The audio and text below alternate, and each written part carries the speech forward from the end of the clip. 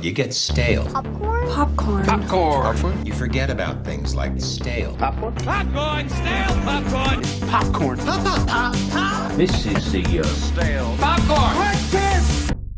Hello and welcome to another episode of the Stale Popcorn Podcast. I'm your host, Steven, and with me, as always, is my co-host, Chris. Chris, how are you now? I'm doing well. How are you doing now? Oh, not so bad. Chris, we got quite the show for everyone today. We're going to be talking about stuff and things in that order. Timestamps below if you want to take a jaunt, skip around. We're going to be talking some Severance, some news happening in the movie industry and so forth. And Chris, I got some news if you'll indulge me to start off. I want to indulge you. Question for you. Sure. Did you put your name into the goblet of fire? No, I didn't. Did you? I didn't. You know who asked that question? Dumbledore. Dumbledore, yes. Speaking of the Dumbledore actor, there's a solid rumor that the HBO TV series casting has been, it's pretty much set in stone, but we'll see. Can I take a guess? Take a guess. We're going to war, George. Ooh, that would have been better. Final talks, John Lithgow. May I? Do I? Lord Farquaad. Lord Farquaad? Yes.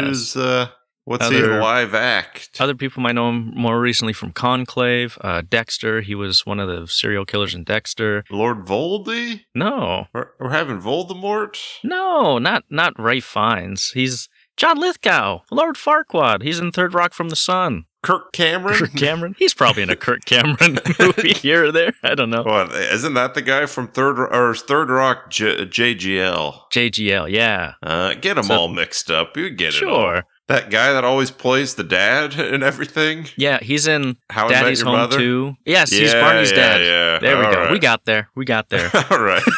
I had no idea that was Farquaad, but What do you think about that? it makes sense. Yeah. Yeah, I mean, we're going to war, George. I'm still pulling for that one too, yeah. Yeah. I'm optimistic because I can see the fan edits now of him. Some of you may die. Just like, I think it'd be funny. Yeah. Well, we know they're going to swap after the second movie anyways. yeah. Then we'll bring in Maybe they do a different Dumbledore every season. and just Without see if telling anyone picks it up. Yep. Yeah. I think it was the last Harry Potter. They get rid of Crabbe or Goyle, one of the two, and they just replace it with some black guy and act like no one will notice. Remember that? I do remember that. Yeah. Like, was he always? No, he wasn't. Did I miss something? Moving on, there might be a reason to move to Connecticut, surprisingly. Oh, You're going to love this. sure. A Connecticut lawmaker has introduced a bill that would require movie theaters to disclose the following: what time the trailers start and what time the actual movie starts. I'm all for that. Yeah. Where do I vote? I'll sign the prop. I'll go door to door preaching for everyone to hear, whatever it takes. Surely, that's something I could definitely get behind. I freaking hate having to wait for those 20, 30-minute trailers, I tell you what. Shout out to Mitchell. He sent me that news. He was really excited about it. Chris, you got news for me? I got a couple news here. Variety. They did a top 100 TV characters of the 21st century list. Now, I wanted to go through all 100 with you. Oh, jeez. I'm just kidding. Okay. No, I just, basically the criteria. Is that how you say it? Criteria? Criteria? Criteria, yeah. The criteria, they only can use one actor from each show. So there's a couple that they say, and I was just curious if you think they were the best performance or if you would have gone with someone else. Okay. You hear me? Gotcha. So number 100, they got Jeremy Allen as Carmen. Is he the best in The Bear? I don't know if he's the best. He's not my favorite. I'd probably put Cousin as the best. TBH. Yeah, I'm with Cousin as well. 98, Roy Kent, Ted Lasso. Ooh. No, he's not the best in that show. Crowd favorite, but not the best. Who's the best? I gotta Ted? go Ted Lasso, yeah. Yeah, I think I'd go Ted. But I mean, I'm not mad at that one. Number 82, Lamorne Morris, Winston Bishop, New Girl. I agree with that 100%. Yeah. Sure, yeah. 67, Caitlin Olsen, It's Always Sunny. I disagree. Everyone's given 10 I go performances Glenn. there. I'd either Glenn or Danny. Glenn's great. You going Dan? Actually, I gotta go Glenn just because I'm thinking about how crazy he is, how Yeah. different he is from his actual person. So yeah, I gotta go Glenn. You can't go wrong with any, but I feel like she's the worst of the bunch. Like, she's still good, but I've never known anyone that's like, Dee's my favorite character. That's the best character. 61, Michael Emerson as Ben Linus. You know this show? Lost. Yeah, what do you think of this? He doesn't come to mind as my favorite. I like Locke a lot. I know that actor's really good. He's a real creep, but I wouldn't say he's the best, yeah. Yeah, I think I'd go Locke with you. Danny Pudi as Abed Nadir from Community. I agree with that one. Yeah. I mean, we all know Chevy Chase is down at the bottom of that one, but Danny Pudi, yeah, I'd say yeah on that one. Anna Sawai as Tota Mariko. Oh, Shogun. Yeah. I disagree. I gotta go what's his name? John. The Jackie Chan guy. Not the Jackie Chan guy. What's his name? The white guy? The main white guy. Yeah. Maybe Rick it's because he's the only one that speaks Walking English Dead? well. But yeah, Rick from The Walking Dead. That's I think I go with the Yes, I saw. That's my guy. Number 35, Brian Tyree Henry as Alfred Paperboy Miles from Atlanta. I disagree. I gotta go Darius. That's what I'm thinking. I'm like, he's by far the best. Oh yeah. Every line is hilarious. That episode where he goes and visits that white Michael Jackson-like person. Oh, yeah. Peak cinema. Oh, yeah. There's that episode where he goes to some shooting range and they're like practicing and they all have like pictures of people or whatever they're shooting and he just like pulls up a picture hanging of a dog and just uses that. It's great. 19, Peter Dinklage as Tyrion Lannister in Game of Thrones. I agree with that. That's a tough one. There are a lot of good actors there, but I would agree with that.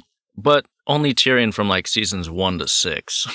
Well, were you going Bran here? Sitting in the wheelchair? No one. Nobody. Nobody? Yeah.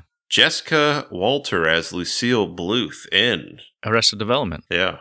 She's great. She's got some really funny one-liners that my wife and I use to this day, one of which I will not hear it and I will not respond to it. Is she the best, though? Gosh, that's a tough one. Really star-studded. I really like BoJack Horseman, Job. Will Arnett. Arnett, yeah. Man, I'm starting to sound just real sexist because every woman, I'm just like, no. I'm going Tobias. Oh, Tobias, yeah. I think you got to go Tobias. Sure, here. yeah. What's his name? David Cross. David Cross. 12, Steve Carell's Michael Scott in The Orifice. I think that's a given. Yeah, gotta give it there. This one, very surprising to me. Again, maybe I'm sexist. Ray Seathorne as Kim Wexler in Better Call Saul. Again, I'm not sexist, guys. I'm really not. But every time... It's got to be Saul. The first one that came to mind was Nacho, honestly. No. I really like Nacho in that series. But again, I'm not sexist. It's just every time there's a woman, it's also a star-studded cast, and that's just not who I resonate with. But she's great. She really is probably one of the best characters in that whole mythos of Better Call Saul Breaking Bad. For me personally, Chris, not top tier. I don't know. I didn't really like her character in general. Like she seemed a little Kristen Stewart-y, you know? Oh, okay. You know what I mean? Like a kind of fake, not real. Sure. I'd say Saul or give me Lalo. Yeah. I like Lalo. That's a good one. I thought you were going to say Skyler from Breaking Bad. We haven't got to Breaking Bad yet. Oh, no. Number 5, Bryan Cranston as Walter White in Breaking of the Bad. I agree with that. I mean, you kind of have to. It's his story, but I do like Aaron Paul's performance as well. I like that. Or give me Saul in that as well. Sure. Oh, yeah, those are the main ones I saw. Wow. Just thought it was interesting. That was interesting. That was a fun list, Chris. Maybe we can come back again and see and comment on ones we've never seen and just give our unadulterated opinions on I hadn't seen a lot of them, but now I got even more exciting news for you, Steve. Ooh. Your 4 favorite words. The Rings of Power. Gosh, dang it. Has been officially renewed for season 3. A major time jump will happen. Starts in the middle of the war against Sauron. We'll show Sauron creating the One Ring. Yeah. First of all, I thought this was like greenlit to be 5 seasons. Like, I think they're just win, lose, or draw. Or they're probably trying to convince themselves here. Yeah. Also, if it's going to be that, and you got 2 seasons left, I really worry about it bleeding into the Hobbit Lord of the Rings franchise. I would like it to be as separate as possible. Just, the redheaded stepchild that nobody wants. Just kind of put it in the corner. Like Harry Potter. Oh, yes. Couldn't care less, TBH. Can't wait to talk about it in a few years when it comes out, Steve. And the last one. Glenn's Corner, where I'm sitting in the corner looking at nothing but a picture of Glenn. Now, Steve, if I sent you a pic, you want to go ahead, pull up your phone here. Oh, yes. Check the text massage. Let's see what we got. This is a little fan cast. Oh, from Screen Rant. Glenn Powell concept art from The Flash? He's The Flash? Well, it's just concept. Oh, just concept. Okay. I said consummate. Consummate these, yeah. Consummate. I don't like it. He's better than Ezra. Ezra, yes. Ezra strangles people in public Miller. Yeah, I mean, it happens to the best of us, but imagine Glenn. He could make that Flash movie work. He looks real. I mean, this is the best suit I've seen in like a kind of a live action thing, but he looks goofy as all get out in that cowl. He looks like a real nerd. I guess nobody could really make that work, to be honest, but... Yeah, I mean, he's doing what he can here. Yeah. I never liked the Flash in the movies where it's like electric when it runs. You into that? I've never been into Flash. But yeah, I hate that. I think the best speedster put on screen was Quicksilver in Days of Future Past. Oh, yeah, definitely. That was great. That was great. But anyways, that's all I got, Steve. But I do got a question. What you been watching? I actually watched a show with the wife called Apple Cider Vinegar. You hear this? No. It's a quasi-true story about a woman named Belle Gibson, Australian beauty food influencer blogger, who just like really was a scammer. She pretended to have brain cancer and finagled her way into success and money and tricked Apple into thinking she was something big, and it was a whole scandal, if you will. Spoiler alert, I'll just spoil it for you. It's fine, it's pretty good, but at the end, real disappointing. They make a claim that every episode, they're like, oh, Belle has not been paid for this, it's a true story, but people's names have been changed, blah, blah, blah. And at the very end, you're like, okay, so she did all this scamming, we see years of progress, and then she's like, oh, Belle, what happened to Belle at the end? Just Google it. And I was like, I could have done that in the first place and saved 8 hours of my life, you know? It's very... Yeah. I'm like, why did you do this if you're just going to do that? But it was fine. It has, what's her name? Caitlyn Dev something? Jenner? No. Yeah. The girl who's going to be playing Abby in Last of Us. Oh. What's her name? I don't know. Caitlyn Dever. Blanchett. Yeah. Dever. She was really good in it. I didn't know she wasn't Australian. She's American, but she pulls off that accent very well. Yeah, it's pretty good. It's kind of like that other scammer show on Netflix with Ruth from Ozark. If you're into that, you'd probably like this. I'd clap and give it a couple minutes. So, yeah. Oh, all right. How about yourself? Right. Paddington? Paddington in Peru, I seen. You seen any of these Paddingtons? Never. I have wanted to ever since I saw the Nick Cage and Pedro Pascal movie, but I haven't gotten to it. Yeah, I hadn't seen it. I watched that movie a few years back, and then I watched Paddington too, because they say how great it is. It's a great film. They're not lying. Is it better than Wild Robot? No. Okay. It's probably not. Mm-hmm. It's a little emotional, but it's not quite a ride like Wild Robot. Mm-hmm. It's good. It's a fun time. It's a nice, wholesome family flick. Take the kids to watch. It's a little adventure, a little spooky, a little funny. But it's pretty good. To me, I liked it better than Inside Out 2. Not as good as Wild Robot. Okay. And if I'm going based on the Paddingtons, I think I'd go 2, 1, 3. But it's about on par with the first. If you've seen the first, I'm probably staying up giving that 4.5 minutes here. Nice. Okay. It was good. I liked it. It's probably my second favorite movie of the year, I'd say, so far, behind Companion. Nice. Cool. And then I seen another film. Heart Eyes. You heard of this? I seen the trailer for it. It's kind of a horror slasher. Horror, comedy, romance.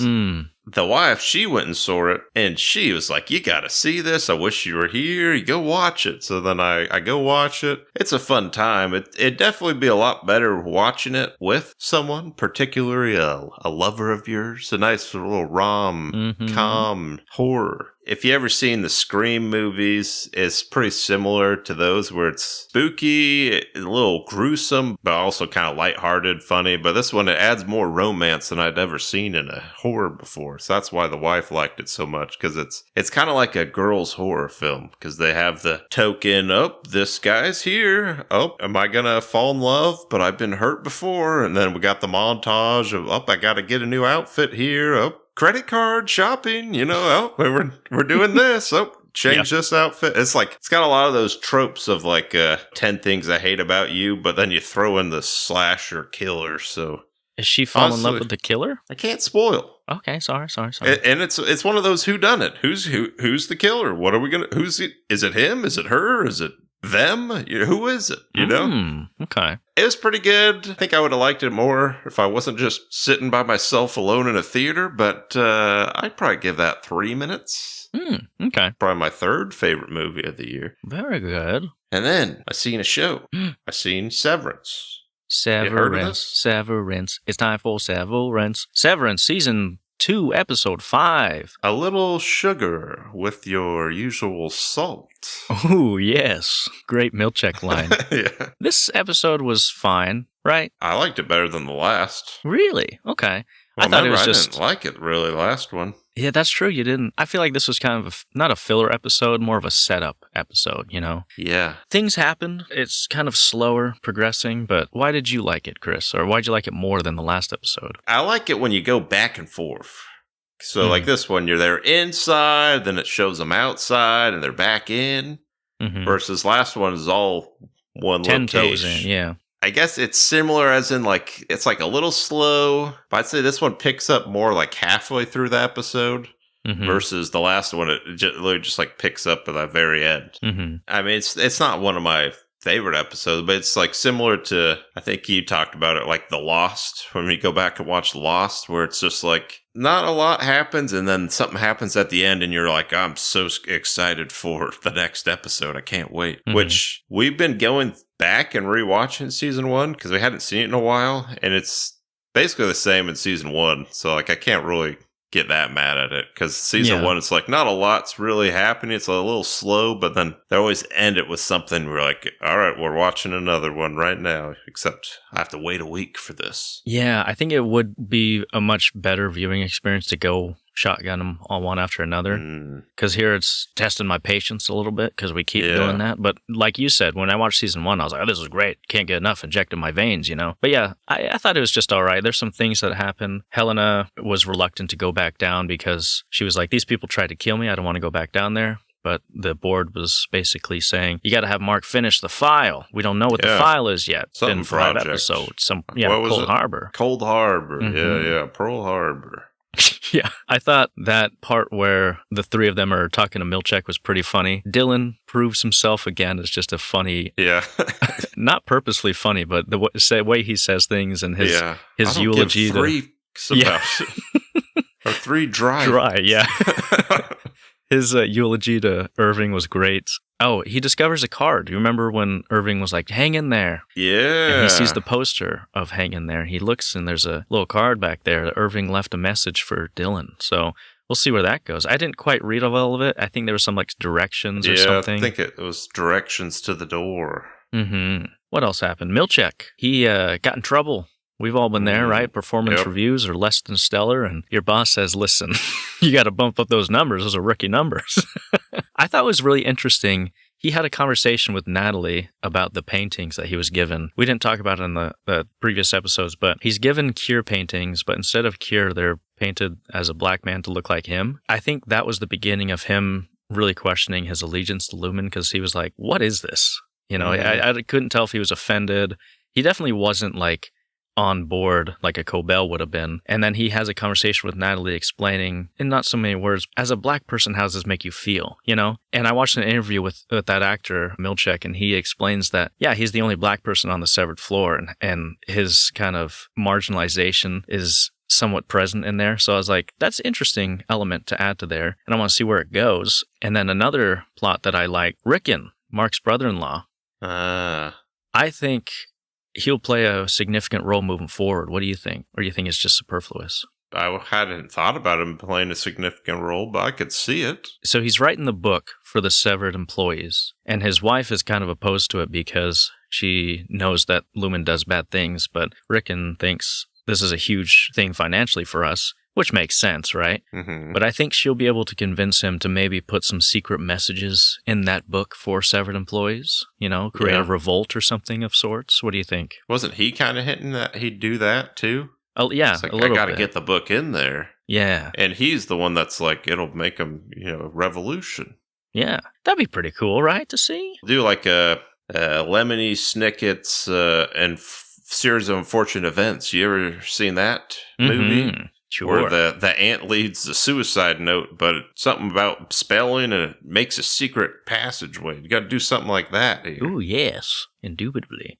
Irving and Bert had an encounter. Cute, meet cute, I'd say. Where yes. Christopher Walken's like, I got fired for having an erotic encounter. Yeah. And they surmise that it's probably each other. And so Bert's like, hey, why don't you come over for dinner and meet my husband? And, we'll see how the night goes. Or something, yeah. So that was interesting. And then the last bit leaves you hanging. Mark and Ragabi are doing some reintegration therapy, I guess you could call it. And Mark starts seeing things, kind of like Petey was last season. And he sees his wife on the severed floor right in front of him. And it cuts to black. There's been some discussion on how much Mark was present in the episode, innie or outie. What kind of feeling did you get about that? It feels like he kind of jumps in for a split second. Yes. Like he jumps in, last episode sees Miss Casey's face on Helena's face. Or this one when he's like at the computer and it swaps for a second. But then he goes back to normal because at first I'm like, is this outie? But then he's like talking to Milchek about things that happened in there. So yeah. It doesn't really seem like he was there that long. It's just like a snip in a clip. Yeah. A great performance out of Adam Scott, because I didn't know at what point he was as innie or outie, and there's very subtle performances where you think it might be his innie, but maybe it's not. So it's very good there. It services the plot, moves things forward and leaves you hanging for the next one. So can't wait till next week. What do you think? Do we know who Irving's talking to on the phone? He's calling, hey? Ooh, we don't yet. Is it supposed to be FBI lady? Maybe. I don't know. Who's to say? I don't think we've had a confirmation there yet. Because I was thinking maybe Irving was reintegrated. And maybe he's been working with her, and that's kind of how he's getting the flashes.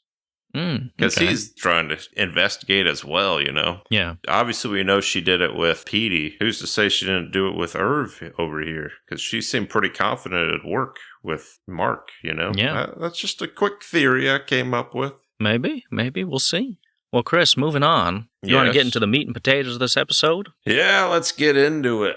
Let's dive in Red Hulk fist first and talk about Captain America, the Brave New World. Yes. Do you mind if I share some behind-the-scenes drama before we get into it? Let me guess. The actors hated each other. The director they didn't get along with. They're like, this is a terrible movie. At least I'm getting paid a bunch. You took the words right out of my mouth, PJ.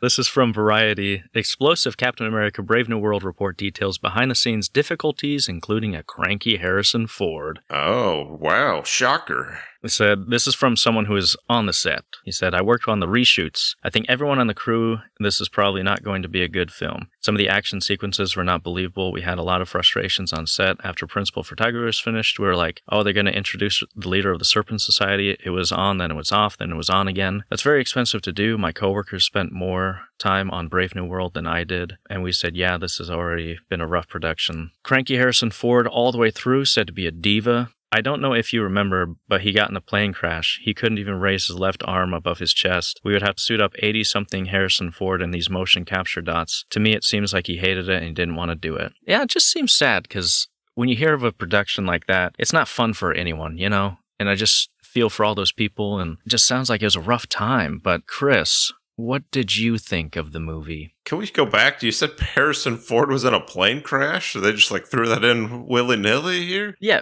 he was in a plane crash 10 years ago or so. You didn't know that? Oh, I thought it was just a couple months ago they're saying he... I mean, he probably was in another one. What kind of plane crash was he in? Apparently he's a pilot. He's a pilot, Yeah, and, best in the galaxy. Oh, sure. He trying to do the Kessel Run or something? Yeah. Life was trying to imitate art. Yeah, I guess it didn't go so well, and he's just been kind of broken ever since. It sounds like it's just had a toll on him, but yeah. Oh, no, I missed that.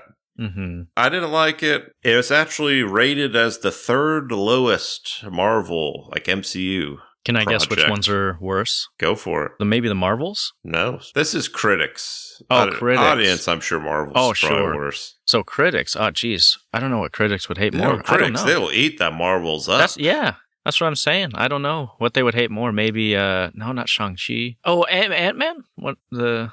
Yep, that's most the recent worst, 46%. Oh, okay. What's the other one? Eternals, 47. Captain America got a 51. That checks out. But audience-wise, this one, it got a 78, which I was kind of surprised. That is surprising, yeah. No, I didn't like it. I'll go more into it later, but this movie didn't need to be made. I don't think anyone was asking for this. Mm-hmm. Normally, a Marvel movie, you're good for at least like a few laughs, like an old, Yeah. Even if it's not like a full-blown comedy, there's at least like one or two times you're like, oh, that's a good belly laugh. This, nothing. Mm-hmm. Yeah. And it was pretty boring. It's like 2 hours long. It's just like, who cares? And a bunch of characters that I'm like, am I supposed to care that this person shows up? Like, someone will show up and they'll make it seem like it's a big old cameo. And I'm like, is this some guy from a Disney Plus show back in 2021 or something? Ago, yeah. I'm like, who cares?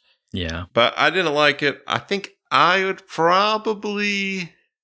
Oh, man. I'm going to put it at a 0. I'm going to put it below Flight Risk just because it's like an extra 30 minutes longer. Yeah. Flight Risk and Love Hurts, those are like an hour 20, hour 30. Mm-hmm. I didn't really like them, but I think I gave those like a 1 or 2 minutes. Mm-hmm. This is probably on par, but it's a fourth longer. So I'm going to put it down to a 0, if that makes sense. That does make sense. It was more of a chore to get through this to me. Yeah, you're not wrong. How about you, Steve? You liking? I changed my daughter's diaper earlier, and I left one here. One sec. Oh, sorry, it's not a dirty diaper. It's the script to Captain America: Brave New World. Yeah, no, this was dog water, man. Yeah, it was a rough, man. It was real rough. I got 8 hours of sleep, and I was dozing off, bored. It just was not fun in any sense. I don't recommend seeing this. Definitely don't waste your money. Please don't. If you are thinking about going to the theater, maybe just go see Companion, or Sounds Like Hard Eyes might be a better one. Honestly, you could probably watch the honest trailer or the pitch meeting of this and have a better time. It hurt, man. It was just not fun at all. And it made me rethink my whole rating of the past few movies. yeah. Because I was like, it hurt to say, like, is Love Hurts really better than this movie? Honestly, kinda, yeah. Like, as much as that hurts to say, this was just horrible. I think I'm booing for maybe 1 or 2 minutes. Maybe we have to go through and change our ratings, because I think I really screwed us on that first week with giving like Flight Risk a 1 or a 2, and I'm like, what? Should we just bump them all down? Should we say Flight Risk a 0? Sure. Love Hurts a 0, and I'm giving Captain America and booing for 1 minute. I think that's mine updated here. That does sound fair, yeah. If you follow us on Instagram, same sort of deal. But just know that we had to change our whole mindset because of this freaking movie. Gosh. You want to dive into some spoilers then? Yes. Can I give like a 30-second plot here? Yeah. Captain America's dead. It's not Steve Rogers. It's Sam Wilson. And then the president is now Thaddeus Ross. And his daughter's Betty, if you didn't know. He tells you multiple times. Yes. My daughter Betty. I miss my daughter Betty. Him and Captain America, they don't always see eye to eye. He even tells him, hey, you're not Steve Rogers. And he said, yeah, I'm not. That's like if I went up to Steve, hey, you're not Charlie Chaplin. You're like, no. Yeah, he's not with dead. us anymore. Yeah, there's 2 villains. There's Giancarlo Esposito. He's a Serpent Society bro. Yeah. I don't even remember his name. He doesn't have any superpowers. He just has a gun, but he's not like that good at hand-to-hand. He's a glorified cameo. He's hardly in it. And then the main villain is this basically Brainiac guy where it's Buster Scruggs. Buster Scruggs, yes. Tim Blake Nelson. He looks like the guy from X2, Striker's Boy or whatever. Oh, dude in the wheelchair? Yeah, like him mixed with Senator Kelly. If they were to make love and have a child, that's him in this movie. His superpower is he's smart and he can like do probabilities, I guess. Yeah. and he's real mad at Harrison because Harrison kept him as a prisoner because Harrison, he's got some heart problems. Mm-hmm. So he say, hey, Brainiac, why don't you fix my heart? And he's all right, take these pills. Yeah, don't question it. And he's secretly giving him this gamma, and it's turning him into the Hulk here. Mm-hmm. And then you won't like him when he gets mad. And his whole thing, he ends by turning himself in, so he goes back to prison. We're talking Tim Blake here. Mm-hmm. Do we know what the villain's name is? Brainiac, Green computer, Nutsack Man? I don't know. Green Nut, yeah. His main thing is, I'm going to turn myself in, but I'm going to leak audio of me talking to the president here during his press conference. It's going to make him real mad. Which I'm like, you could have done that without going back to prison. I mean, you're still leaking it. But to each their own, you know? And then the president gets real mad, turns to Red Hulk. Then he fights Falcon, and who do you think would win, the Hulk or Falcon one-on-one? Well, obviously Falcon. He's going to win. Sure, yeah, obviously. He wins in basically hand-to-hand combat, and Hulk, he goes back to human. He goes back to Harry. His daughter comes, visits him in prison, and it's a happy ending. Bucky shows up randomly for 30 seconds, and he's running for senator, and there's some Black Widow Russian lady in there. It looks like Warwick Davis had a kid, and then there's a new Falcon. Yeah, it's as boring as Chris made it out to be. There's really just nothing to it, man. There's nothing to hold on to. It's very boring. It's a slog. There was a moment in the theater where I was sitting back in my recliner chair and I just was staring at the ceiling. I didn't realize I was not looking at the movie for a good 20 seconds. I was just playing with my hair, looking at the ceiling, and then I was like, oh yeah, there's something happening. But I forgot. Subconsciously, I would rather look at the ceiling than whatever's happening on the screen. And that's when I knew I was like, this is rough. Some cons I got, believe it or not. Yep. Falcon, he doesn't have any superpower, like strength. Got them wings, yep. He just got wings, and he's got a little backpack that can turn into like a drone, I guess. Mm-hmm. First scene, he flies full speed into the ground and lands on his legs, but he has normal legs. He should just be a spray of blood. Yeah. How is he not... just a mist, a cloud of just I didn't flesh. Get that. And that's 2 minutes in the movie. I'm like, did I miss something? I know. Yeah, because he breaks the sound barrier twice going in there. Yeah. And at least Iron Man, you could suspend disbelief because he's in the suit. He's calculated for that. This is just a dude in wings. Yeah, he's just wearing leather pants or something here. There's that. There's also a scene where he's fighting the Hulk at the end. The Hulk rips off the American flag pole. It's like a 25-foot big pole, and he swings it full strength, and he's going to kill a helicopter or something, and then Falcon flies in and catches it. Yeah.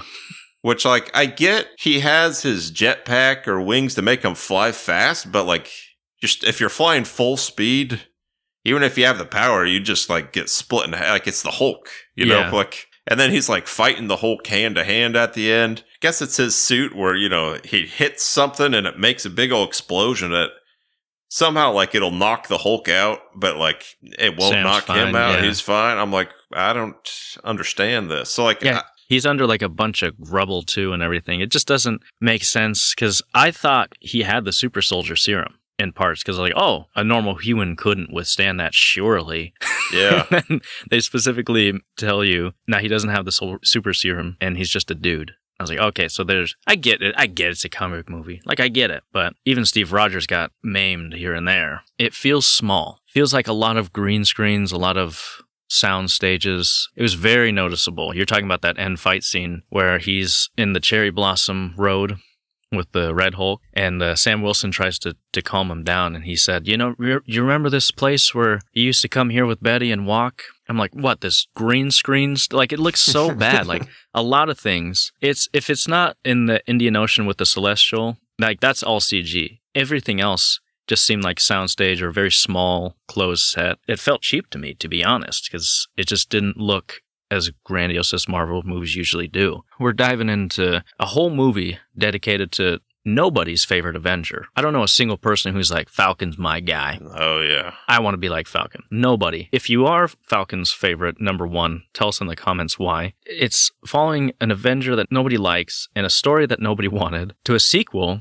that nobody remembers. Incredible Hulk. Do you remember that? Oh, because this is technically a sequel to that. You got Tim Blake Nelson from that movie, Thaddeus Ross, and it continues that story. The movie really holds your hand on a lot of things. I mean, if you're seeing this movie, it's very safe to say you're kind of at least up to date on all the movies, and you are at least aware of some of the shows. It does two things where it assumes that you've seen the shows like Captain Falcon, Captain whatever, Winter Soldier TV show, but it also is like, we need to walk your hand through a lot of this stuff and waste time establishing things that some people might know, some people not. It's very annoying because anyone who's seen this is already on board. And if you haven't seen it, then why are you watching this? Maybe your boyfriend dragged you to it on Valentine's Day, but I don't know. Yeah, the first like 20 or 30 minutes, it's establishing like this mystery that, because Isaiah Bradley, dude from the show, tries to kill Ross, assassinate him. And it's very obvious that he's like a sleeper agent or whatever, because the music plays and he starts being a zombie and tries to kill him. So the audience is like, oh, sure, we know that he's under mind control by the guy in the shadows, clearly. The movie takes 20 or 30 minutes solving this mystery, but with the audience are like, yeah, we know. We know this. We already know. What, you guys just wasting time now? Speaking of waste, Gus Fring wasted. Oh, I know. Crime. Hey, you got Giancarlo. He's in it for like, what, 15 minutes of screen time? Maybe 15, 20, yeah. Does he have contacts too? It looked like he had blue contacts in. In the trailer, I'm like, I'm not excited for this movie, but at least it's got him, and I'm like, he's always a good character, and then barely in it. Back to the mind control. So the Brainiac guy, he controls these people just by some flashes or playing some music. He can mind control, and he'll just do like random soldiers. But like, why not just mind control the president or Captain America? Why does he just skip the obvious choices here? Yeah, I don't know. Thought he would be smarter than that, but I guess because the movie has to happen, Chris. So that's the answer. Also, when the Falcon, like his suit is just like a normal suit. It's not like bulletproof or anything. Back to that first scene where he dives down and doesn't break his legs. They start like shooting at him, and he pulls out his shield, which covers like half his body. 40% of his body. Yeah, 40% of his body. And I'm like, just shoot him in the legs. You fool. Like, I think they wanted to have like a, you know, in the Winter Soldier, when you see Captain doing the covert infiltration on that boat, and you're like, oh, dang, this guy is cool. This can tussle, you know, he's got it. They wanted to do something like that, but the whole time I was thinking, is Doctor Strange not on call? Or, you know, like... yeah, you don't got anyone better than got this? Anyone else? Shang-Chi whatever happened to War Machine? Isn't he a government dude? I mean, it was fine, but it wasn't like... The fight scenes... for Captain were interesting because you're like, oh, you got this super powerful guy, but he needs to be silent and take these guys out in a creative way with a shield. And you're like, oh, okay, that's cool. This one, he just goes in guns blazing. We've seen stuff like that before, and it wasn't fun then, and it's not fun now, to be honest. I have here in my notes, I didn't know Gollum had a sister. No. Little Warwick Davis stuff. Yeah, I went Warwick, but Gollum works too. Yeah. Oh, man. I was trying to be more nice, dude. Pointless. What's her deal? Like, was she in one of those Black Widow movies or something? She wasn't in one of the movies, but they say she's a widow. So she's a widow. So I guess I don't know. I did some research on that. Also, you're just sexist. Yeah, we have established that. But no offense to this actress. I'm sure she's good in other things. But compared to like an Isaiah Bradley or Falcon, she looks like a child. Like. From 20 feet back, you're like, what is this child doing? Thought it was Orphan Esther for a second. Yeah. I did some research on her because apparently her character was a lot more involved in some of the previous versions. And she's technically a superhero in the comics, is an Israeli superhero. So they had to... Wonder Woman. Yeah. No, I guess in the comics, she's from Israel, and like, I don't remember what her powers are, but her role was probably cut significantly due to some modern day politics, if you know what I mean. And that is pretty obvious. Seems a little on the nose to cut the costs of a Jewish superhero. Yeah, I mean, you know. How could they do that? Yeah, you're not wrong, Chris. But yeah, it's very obvious because there were moments when she would come in and she has a suit on. She has like a little super suit under her jacket. I don't know if you saw that. Just a black suit or what? No, it's like a run-of-the-mill Marvel suit where you got like that padding, looks like styrofoam crap under her jacket. So I could tell there was like moments where she reveals her suit. She's like, I'm a superhero, and then put on her jacket. So there were times when, clear as day, you can see the cuts and you can see things that have taken out of the movie that probably were in the first draft. I have here my notes too. Can we stop forcing Harrison Ford to act? Yeah. I mean, tired old dog is what I see. Just put him out of his misery. Yep. There's a moment where he's sitting on a couch and he's got to decide this whatever accords with Japan, and his correspondents are like fighting and bickering in between them. And he's sitting there and he looks just so sad and so disheveled. And I said, that's not Thaddeus Ross. That's just Harrison pleading for his life. Just please, can we just make it stop? Please. The post-credit scene. Did you stay to the end? Yeah, I did. So the post-credit scene, Sam Wilson visits him in prison, and Brainiac's like, I've run the calculations, and do you think this is the only world? Basically hinting that there's other worlds, where I'm like, yeah. Have you not seen any of the last 30 movies? And like Sam Wilson looks like shocked. I'm like, he's like, you fought aliens. Like, yeah, just your last movie, you fought Thanos and all. Yeah, I think what he was mentioning is like the multiverse. Like there's different versions of him or whatever, but it's just tired at this point, you know? Yeah, who cares? Do you have any pros? I do, actually. Go for it. I'd love to hear some. I thought the Hulk scene was good. He like jumps like hundreds of feet in the air, which I guess I haven't seen the other ones, but does Green Hulk, normal Hulk jump as high as Thunderbolt Ross does? Because he's jumping far. Yeah, I think in the comics, Thunderbolt's stronger and a little taller than Hulk, so he has like better jumping abilities. He's got that extra muscle in his leg, you know? Yeah, does he get that double jump ability? Yeah. I think in the other movies, Hulk can jump like pretty far, but not that far, so. Him fighting was like the first time I was like, hey, this isn't completely terrible, you know? Yeah. And that was kind of fun. I did like how Falcon's like, I'm going to lead him away. Just, you know, he's basically, because they're fighting and there's a bunch of buildings and such and people. And he's like, I got to get him out of here, more secluded area. So he flies right past like the tallest building in the Washington city. Monument. Yeah. And then unnaturally Hulk jumps and smashes the building. Probably kills. Presumably kills dozens of people. Yeah, that was the third tower right there. And he just keeps going. Yeah. And Sam Wilson couldn't give a care in the world as long as he gets to those daffodils or roses or whatever. Yeah. When he's actually fighting him at the end, I was like, all right. But that first like couple minutes, I was like, this is kind of fun. There was one part, I didn't laugh, but when Bucky shows up, I think when he's leaving, they're like, I had my speechwriters write this or something. I didn't laugh, but a group next to me chuckled. And like, that was the most we got, like reaction out of the theater. I was kind of running through. I was like, that maybe it's just because I'm like, you know, you've been drowning in this filth for an hour and a half. It's like finally a kind of a breath of air. I'm like, hey, that wasn't bad, not enough to like even let me chuckle or anything, but I was like, hey, kind of something there. Yeah. That's all I got. How about you? Anthony Mackie's doing his best, right? I like him as an actor. He's great in Twisted Metal. He's true. really good in that Black Mirror episode where he has relations with that other guy. Yeah. In a Mortal better script. Comeback. I'm going to cut that out. Maybe I won't. I don't know. That's good. Sorry. Oh, yeah. So I think in a better script, he could have done other things. But I think my biggest thing is just make him Falcon. Don't give him the title of Captain America. Just like make a Falcon movie, maybe. Because now you've sullied the legacy. Sorry, I'm going into cons again. But yeah. Do you think Anthony Mackie's more ashamed of this or losing to Eminem? What do you think? Oh, Eminem. I mean, Clarence' parents got a real good marriage. Yes. He goes to a private school. Anyway, sorry. Anthony Mackie, he's good. I like him as it seems like a chill guy. And he's doing heavy lifting in this, man.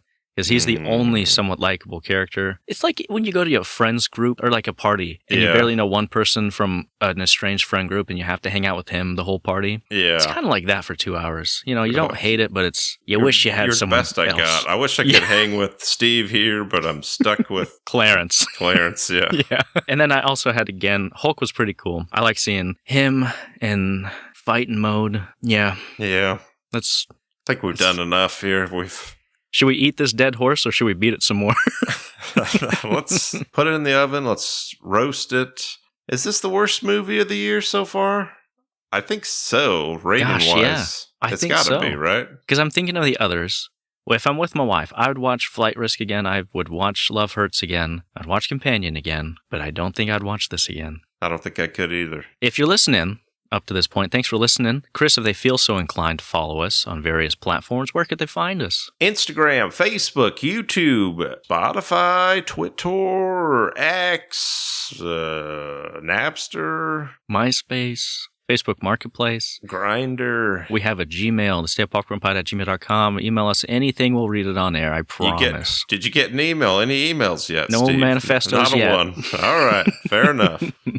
Well, that's all I got, Steve. Thanks for listening. Have a good week. You get Bye. stale. Popcorn. Popcorn. You forget about things like stale. Popcorn, stale popcorn. Popcorn. Pop, pop, pop, pop. This is the Stale popcorn. Breakfast. Popcorn.